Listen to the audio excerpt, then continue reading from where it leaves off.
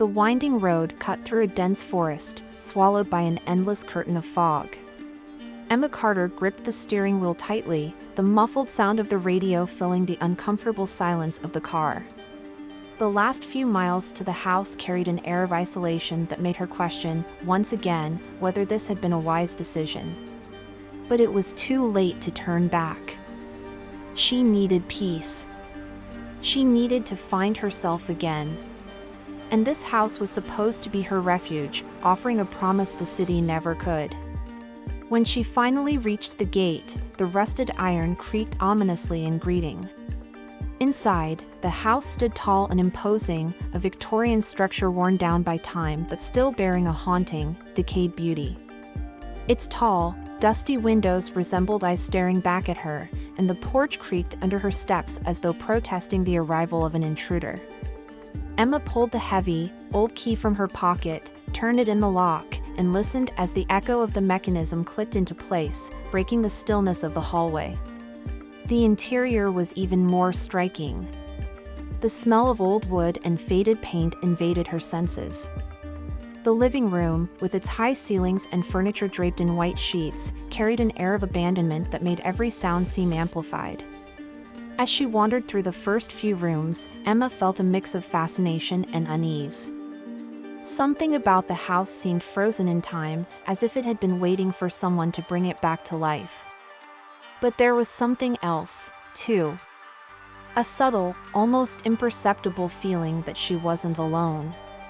Climbing the staircase to the second floor, the wood groaned beneath her feet, low and mournful. The bedrooms were large, lined with faded wallpaper and heavy furniture from another era. At the end of the hall, she found what appeared to be a study. The walls were lined with shelves full of old books, many scrawled with indecipherable notes in the margins, and on the desk rested a dusty audio recorder. It was heavy, its metallic buttons worn smooth from years of use. Next to it was a stack of tapes, carefully marked with dates. The recorder seemed oddly out of place, but Emma shrugged it off, chalking it up to the house's eccentric charm.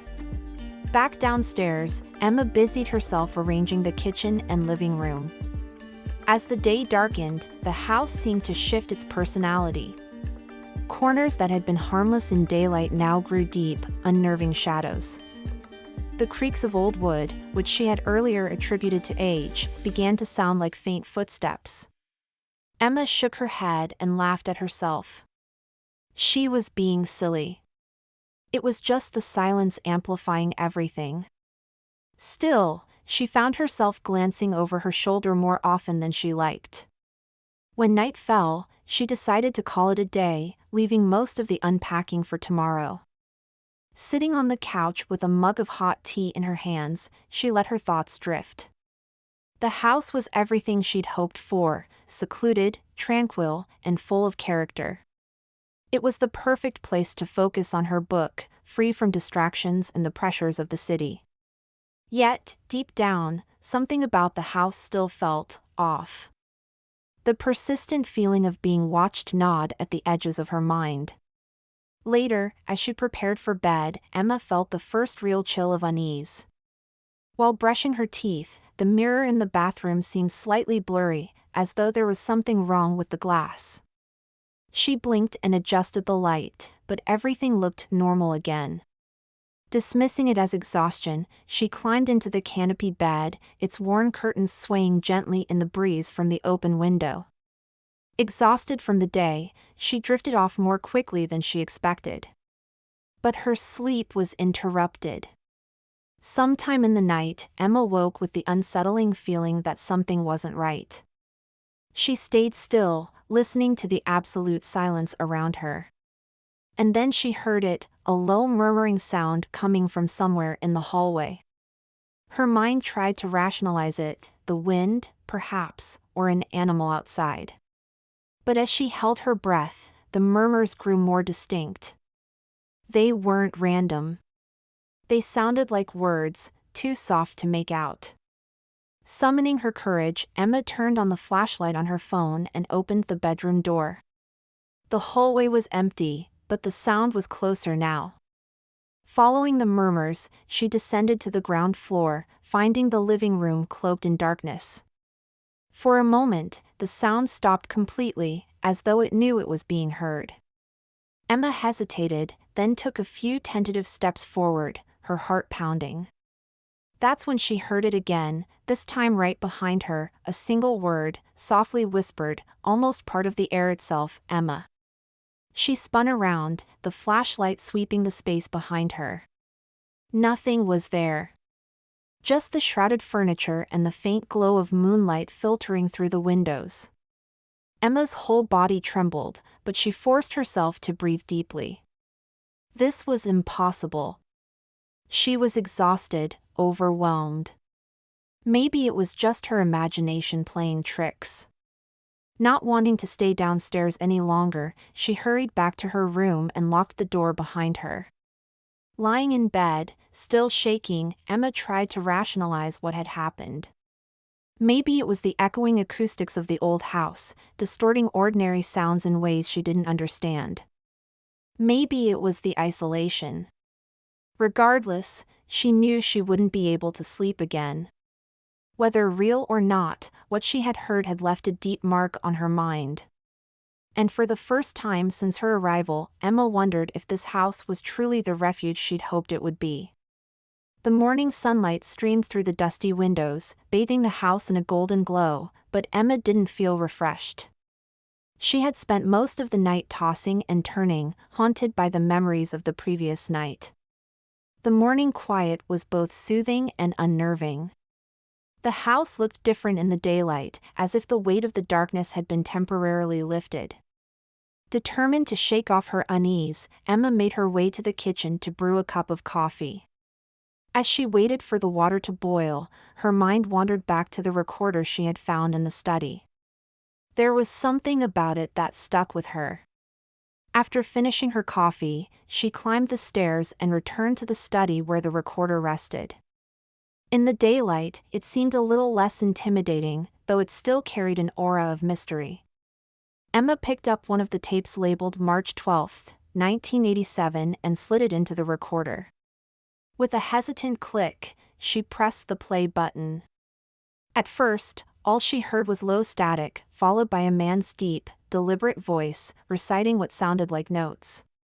"The echoes are persistent," the voice said, "but they are not linear. They come from both the past and the future, overlapping and confusing the observer. The goal is to capture them, to understand them." The tape cut off abruptly, as though someone had stopped recording mid-sentence.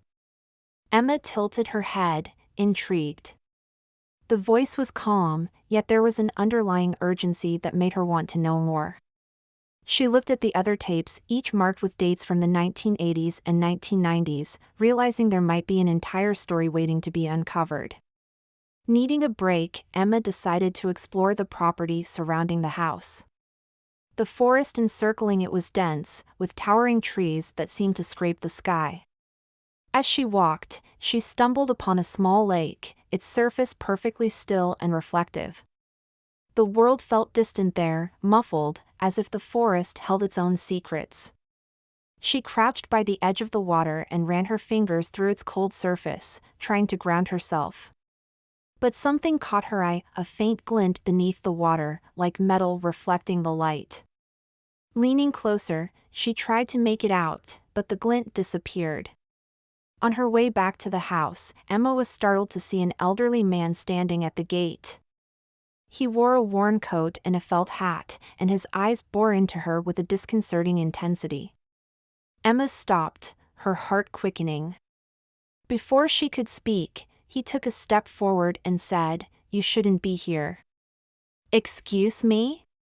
Emma asked, trying to mask her unease. "This house," the man continued, "isn't a place for someone like you.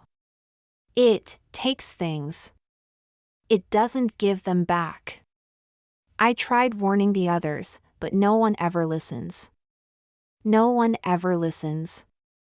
His voice trembled with urgency, but before Emma could ask more, he turned and walked away down the trail. She stood frozen, watching as he disappeared into the woods. His words echoed in her mind, amplifying the unease that had lingered since her arrival. Back inside the house, Emma knew she needed to dig deeper into what was happening. She returned to the study and opened the desk drawer, where she found an aged notebook with the name Dr. Victor Clan etched into the leather cover. As she flipped through its pages, she realized it was a journal. The handwriting was elegant, but the content was unnerving. Clan described his experiments with temporal echoes, phenomena he believed were fragments of human memories trapped in the environment. He wrote about the house as a focal point for these energies, a place where the past and future converged. One passage in particular stood out to Emma: the echoes grow stronger and stronger. They whisper secrets, reveal truths. But they always demand something in return. They always take. The last sentence sent a chill down her spine. What did it mean? What did the echoes take? Emma kept reading, but many pages were illegible, stained, or torn. Still, enough was intact to convince her that Clan had believed deeply in his theories and that the house had been central to his experiments. That evening, Emma decided to listen to another tape. She chose one labeled August 1990 and placed it in the recorder. This time, Clan's voice sounded more strained, almost panicked. "The echoes are becoming conscious," he said. "They're aware. They're communicating. There's something I didn't understand before. They're not just memories. They have a will of their own." The recording ended with the sound of something being knocked over, followed by silence. Emma's discomfort grew with every discovery. There was something profoundly wrong with the house. But at the same time, she couldn't bring herself to leave.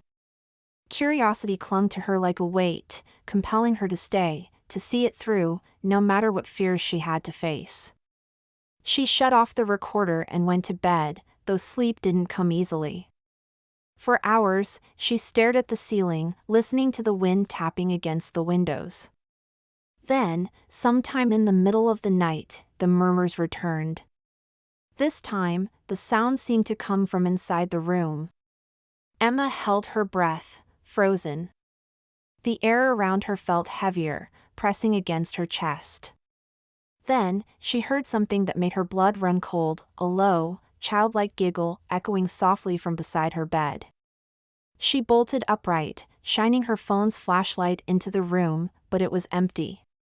Trembling, she pulled the covers up over herself like a frightened child, desperate to believe it was all in her head. When dawn finally broke, Emma descended the stairs with tired eyes and a mind that refused to quiet. The house seemed calm again, deceptively ordinary in the daylight. But she knew it was only an illusion. Something was deeply wrong, something that was only beginning to reveal itself. As she glanced at the recorder sitting on the desk, Emma felt as though she was standing on the edge of a precipice, unsure whether to leap or retreat. Deep down, she already knew it was too late to turn back. The unease that had clung to Emma since her arrival seemed to deepen with each passing day.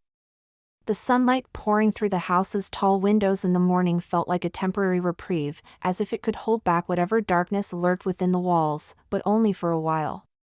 Sitting at the study desk, Emma stared at the audio recorder.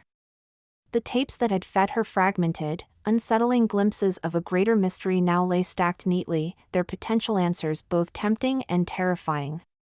There was something undeniable about their pull. It wasn't just curiosity, it felt as though the house itself wanted her to listen.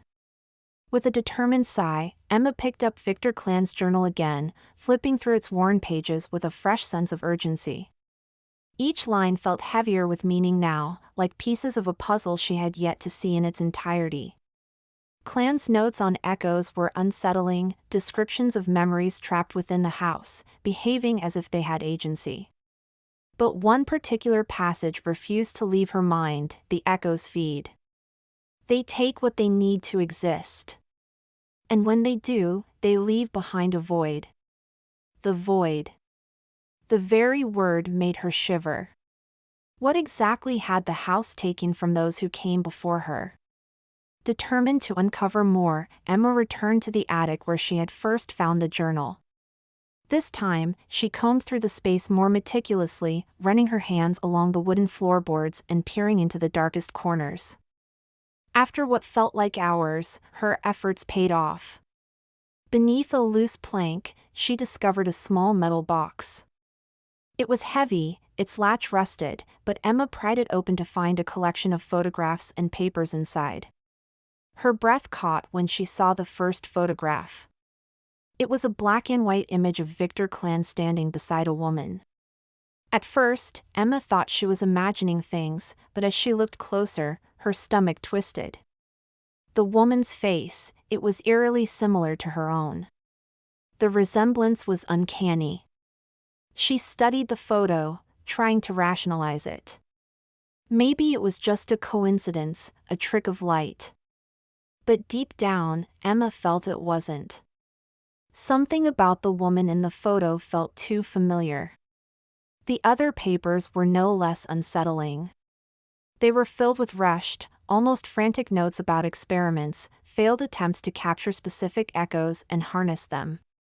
Many of the entries were punctuated by the same ominous word, sacrifice. Emma's hands trembled as she placed the papers back in the box. The weight of the mystery pressed down on her. Clan's experiments weren't just about studying echoes. They were about controlling something much darker. Feeling overwhelmed, Emma decided to take a walk outside to clear her mind. The forest around the house was dense and silent, the kind of silence that wasn't peaceful but oppressive. As she wandered deeper into the woods, she came across the lake again. Its surface was as still as a mirror, but instead of calming her, it seemed to ripple with tension, as though hiding something beneath. She knelt at the water's edge and stared at her reflection. But what she saw wasn't quite right. Her reflection didn't move as it should have, it was delayed, as if lagging behind her actual movements. Emma stumbled back, her heart pounding. The house wasn't just playing tricks on her mind, it was distorting reality itself. Shaking her head, she turned back toward the house, desperate to make sense of what she just experienced. As she approached the porch, something new caught her eye. A door she had always assumed was locked was now slightly ajar. Curiosity and dread warred within her, but Emma couldn't stop herself. Pushing the door open, she found a small, empty room with peeling wallpaper and a single mirror on the far wall. It wasn't the room itself that unsettled her, it was the mirror. Something was off about its reflection, the way it seemed to shimmer and pulse as if alive. Emma stepped closer, her breath fogging the glass. Her reflection stared back at her, but just as she turned to leave, it moved differently, lingering a second too long. She froze, unable to comprehend what she had just seen. Back in the study, the recorder seemed to wait for her, as if it knew she would return. Emma hesitated for a moment before choosing another tape. This one was dated November 1989. Pressing play, she listened as Clan's voice, now tinged with desperation, filled the room. "They're growing stronger," he said. "The echoes, they know I'm here. I hear my own name, but it's not me calling. There's no escape from this. They're using me, just as they'll use anyone who enters." Emma stopped the tape abruptly, her chest tight. Every discovery confirmed what she had feared, the house wasn't just a passive space. It was alive, and it had its own will. And for some reason, it had drawn her in. That night, the murmurs returned. But this time, they weren't scattered throughout the house, they were concentrated in one place, the library. They seemed to call out to her, beckoning. Unable to ignore them, Emma grabbed a flashlight and made her way downstairs. The air in the library was heavy, thick with a palpable tension. The murmurs grew louder as she entered, forming faint whispers that were almost intelligible. Then she saw them. Symbols were etched into the wooden floor, glowing faintly in the dim light. They were unlike anything Emma had ever seen, geometric shapes and lines that seemed both alien and familiar. Kneeling, she ran her fingers over the carvings. As soon as she touched them, a cold shiver shot through her body. The whispers intensified, and for a moment, Emma thought she could hear words. They were indistinct, fragments of something just beyond her understanding. And then, everything stopped. The silence was so abrupt that her ears rang. Emma knelt there, frozen, until she noticed something she hadn't before. By the trapdoor that led to the basement, a key lay on the floor. She knew it hadn't been there earlier. It was old and heavy, its metal worn smooth with age. Picking it up, Emma felt an odd sense of purpose. She knew what it was for. Descending into the basement, Emma found the door of the hidden room exactly as she'd left it. The key fit perfectly into the lock, and with a twist, the heavy door creaked open. Inside, the room was sparse, its walls bare stone. In the center was a single chair, surrounded by wires and machinery. It looked like a grotesque hybrid of a torture device and a scientific experiment. But what drew Emma's attention most was the case of tapes beside the chair. Unlike the others, these tapes bore dates far into the future. Emma picked up one of the tapes and placed it in the portable recorder she had brought with her. Pressing play, she heard her own voice. "I know what you're thinking," the voice said, calm but urgent. "But you're wrong. They're lying to you. The house is lying to you." The tape ended abruptly, leaving Emma trembling. Hearing her own voice, saying words she had never spoken, was more than unsettling, it was terrifying. The house wasn't just collecting echoes from the past, it was reaching into the future, twisting and manipulating time itself. And somehow, Emma was at the center of it all. She wasn't just an observer, she was a participant, a key part of whatever the house was trying to achieve. As she ascended the basement stairs, Emma knew she was in deeper than she had ever imagined. The house wanted something from her. And it wasn't going to let her go until it got it. Emma spent the next few days deeply engrossed in Victor Clan's journals, the scrawled notes she had found in the attic, and her own frantic attempts to make sense of everything. Each discovery pulled her further into the mystery, as if the house was deliberately opening its doors, offering her fragments of a horrifying truth. But the truth didn't come linearly. It was scattered, distorted, like the echoes Clan had written so obsessively about.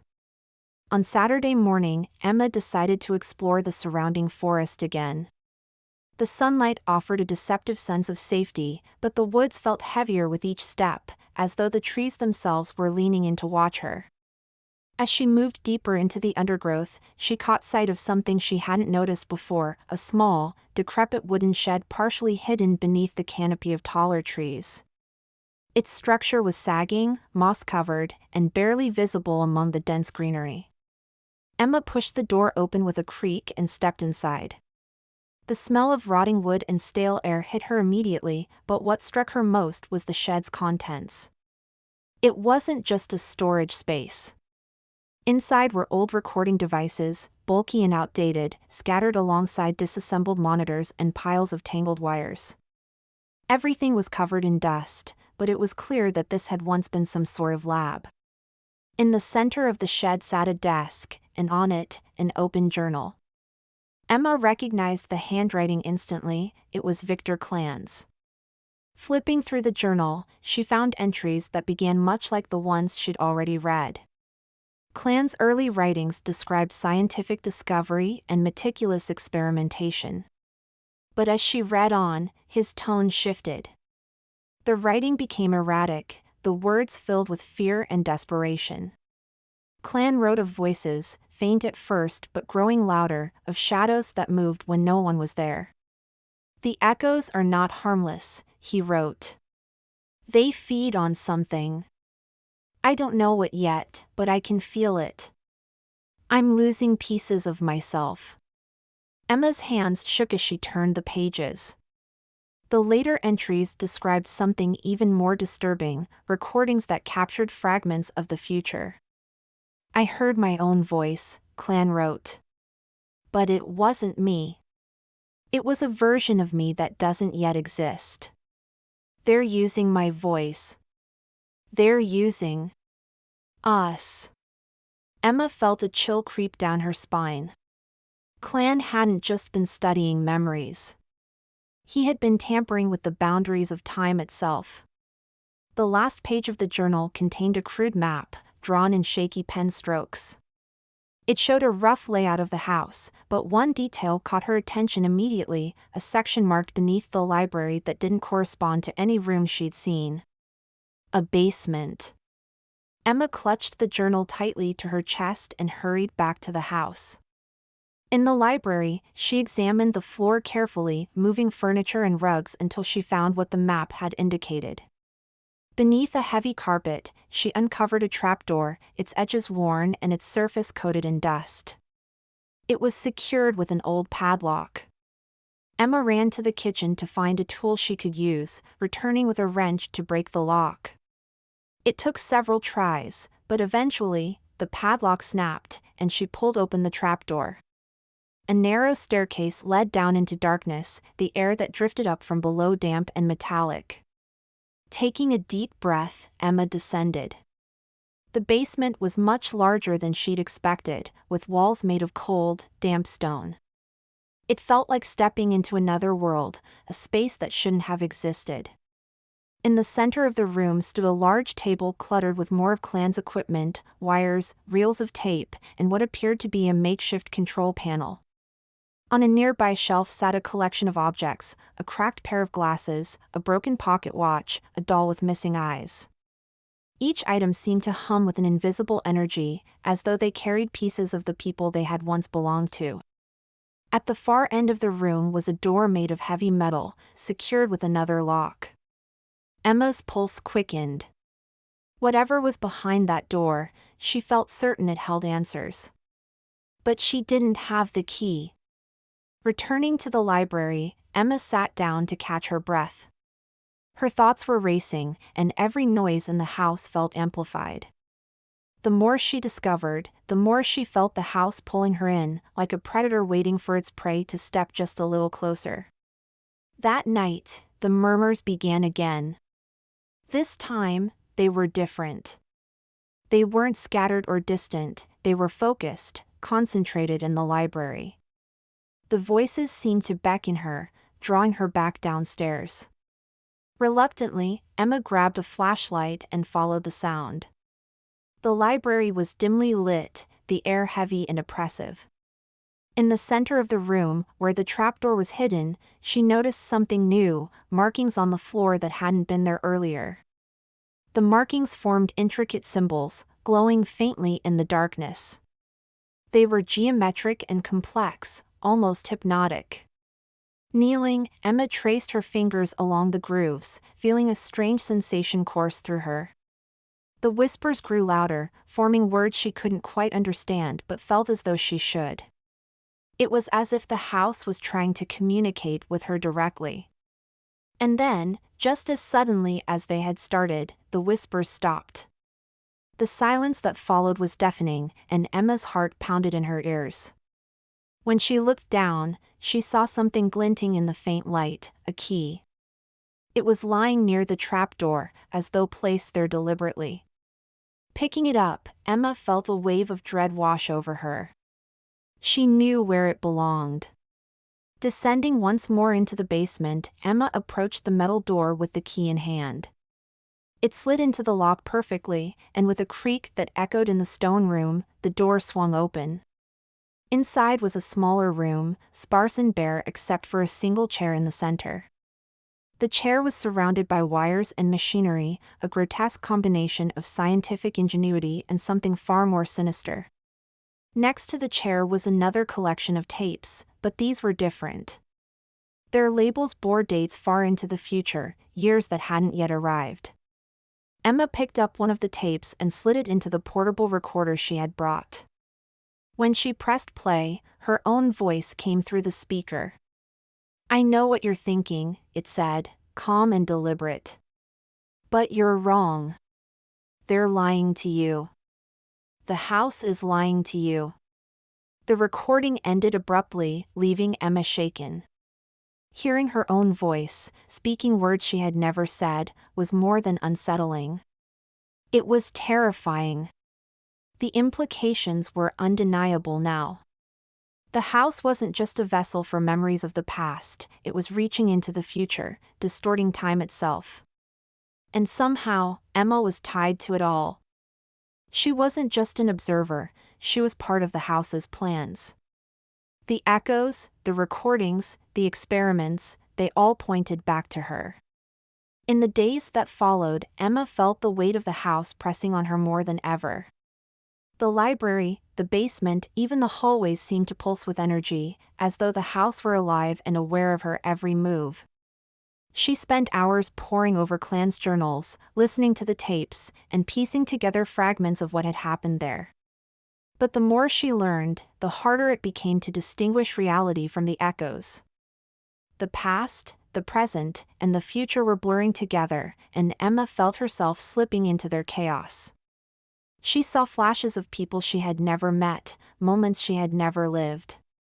The echoes were merging with her own mind, making her question what was real and what had been created by the house. But one thing was clear, the house wanted something from her. And whatever it was, Emma knew it would come at a price.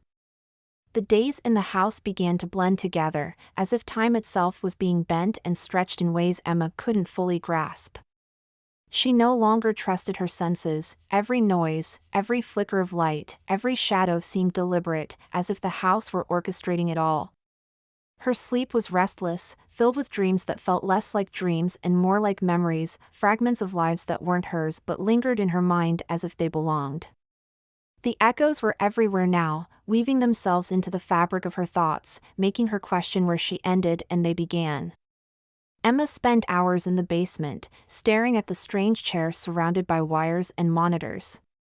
The tapes bearing dates from the future haunted her. The one she had played, with her own voice warning her about the house's lies, replayed endlessly in her mind. She couldn't make sense of it. How could her voice be on a recording made years into the future? The house's ability to capture echoes from the past had seemed eerie enough, but this was something far more disturbing. On the side of the machine, Emma found a set of handwritten notes clipped to the wires. They were yellowed with age, but the writing was unmistakably Victor Clan's. The notes described the machine as a device designed to extract living memories. Clan had believed it could access not only human thoughts but also the emotional imprints left behind in physical spaces. "The house is the receiver," he had written. "But the operator is the key. Without a strong human connection, the system cannot function fully." Emma's stomach twisted as she read those words. It was becoming clear that she wasn't just another visitor to the house. She was integral to whatever it was trying to do. But why her? What role was she meant to play? Desperate for clarity, Emma returned to Clan's journal, flipping through pages she hadn't yet deciphered. Many were stained or scribbled over, but one entry stood out. It was written in frantic, uneven handwriting. "The connection is established. The human echo exists. It is imperfect, but it's here. The house sustains it, but it also consumes it." Emma's blood ran cold as she read the words. The human echo. Clan had been referring to her. She was certain of it now. As the pieces fell into place, Emma began to notice that the house seemed to respond to her emotions. When she felt doubt, the whispers grew louder, as if urging her forward. When she focused on the journals or the recordings, the sounds would quiet, as though the house were watching and waiting.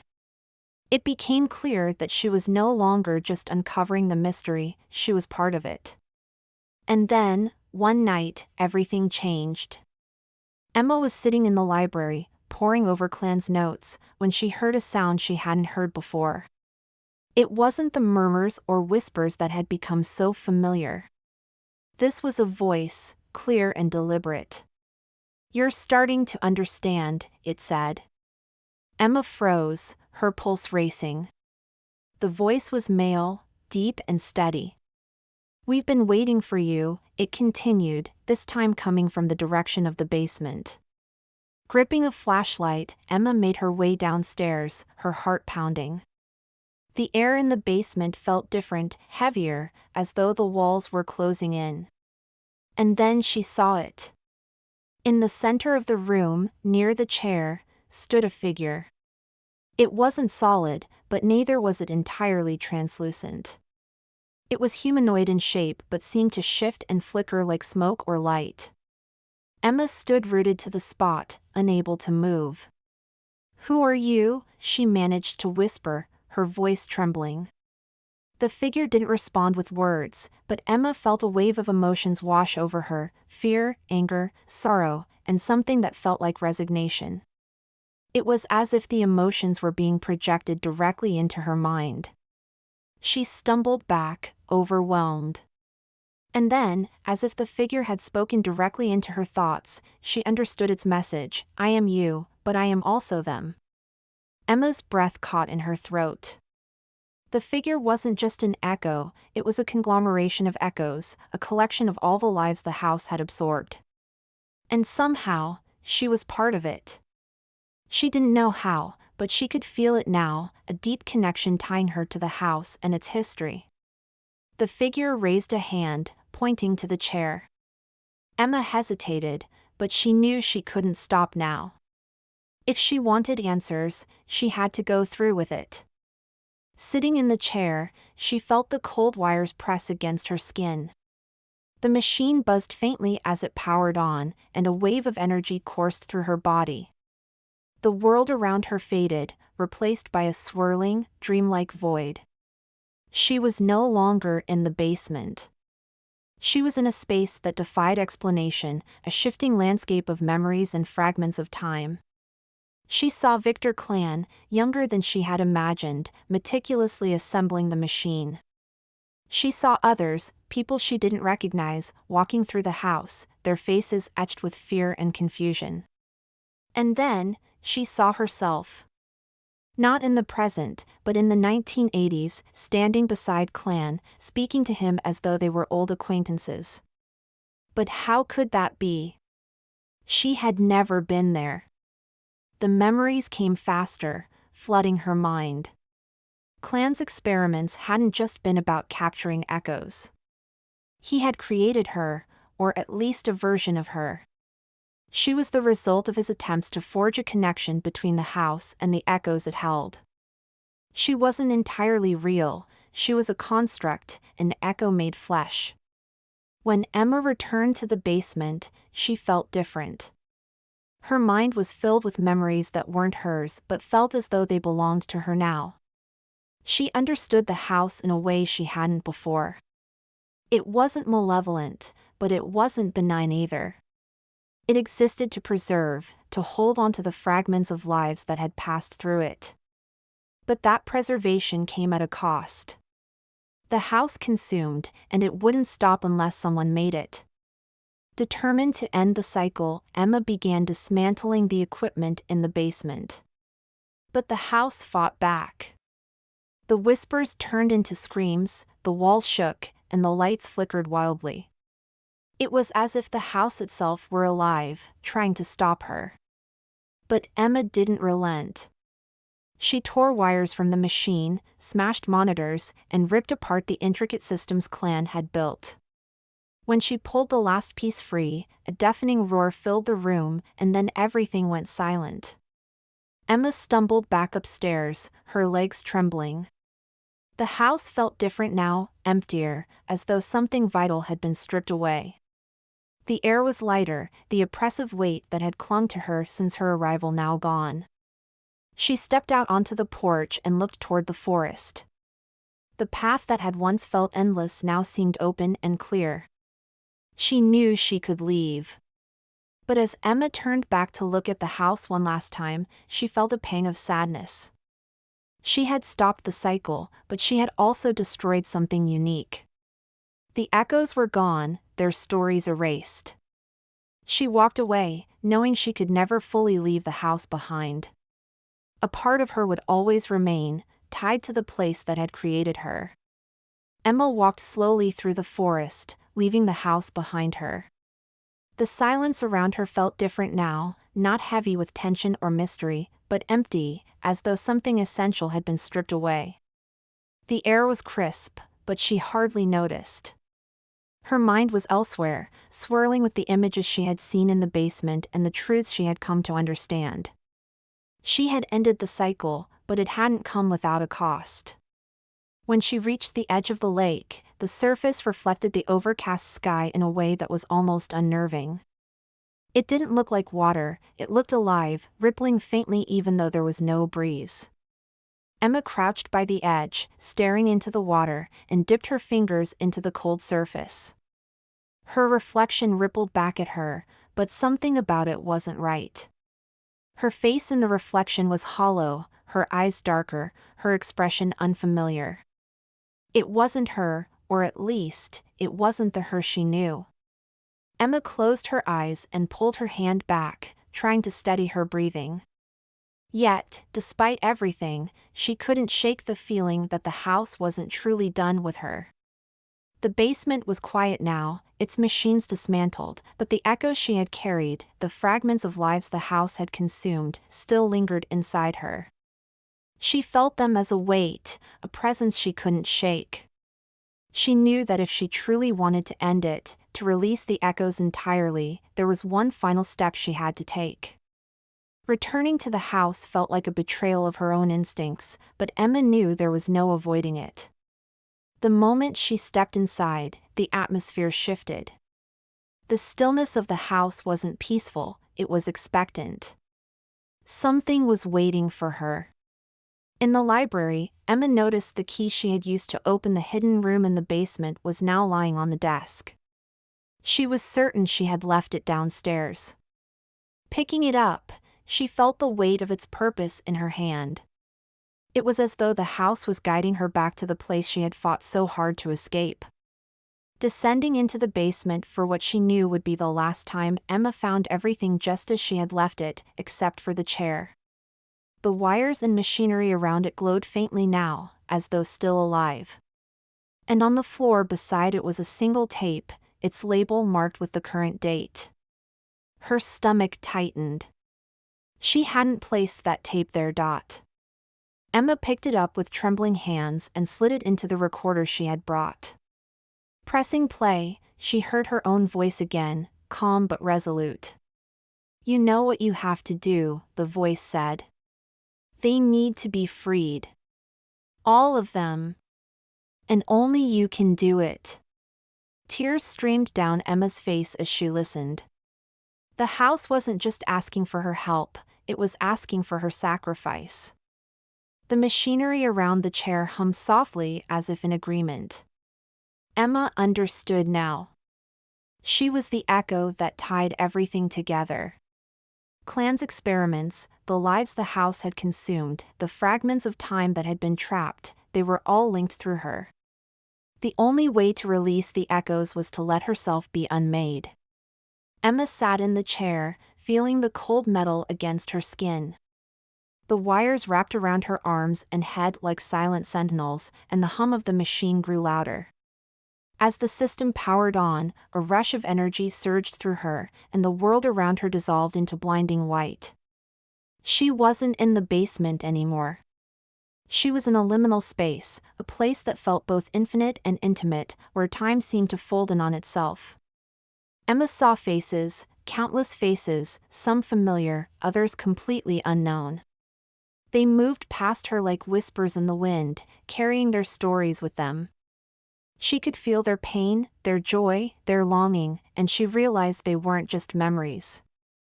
They were pieces of lives, fragments of souls that had been caught in the house's web. And now, they were all looking to her for release. The process wasn't painless. Emma felt as though parts of herself were being stripped away, one by one, until she was no longer whole. The echoes of others flowed through her, filling the spaces she left behind. Her thoughts, her memories, even her identity, everything was unraveling. She clung to the arms of the chair, her knuckles white, but she didn't resist. She knew this was the only way. As the light around her grew brighter, Emma saw herself as she had never seen before. She was a child, a teenager, an old woman, and yet she was none of these things. She was a reflection, a fragment, a construct of memories that didn't fully belong to her. She was the human Echo clan had written about, the bridge between the house and the lives it had consumed. And now, she was disappearing. When the light faded, Emma found herself standing in an open field. The air was clean, the sky vast and endless. Around her, shadows began to take shape, figures of the people she had seen in the echoes. They weren't clear or distinct, but they felt familiar.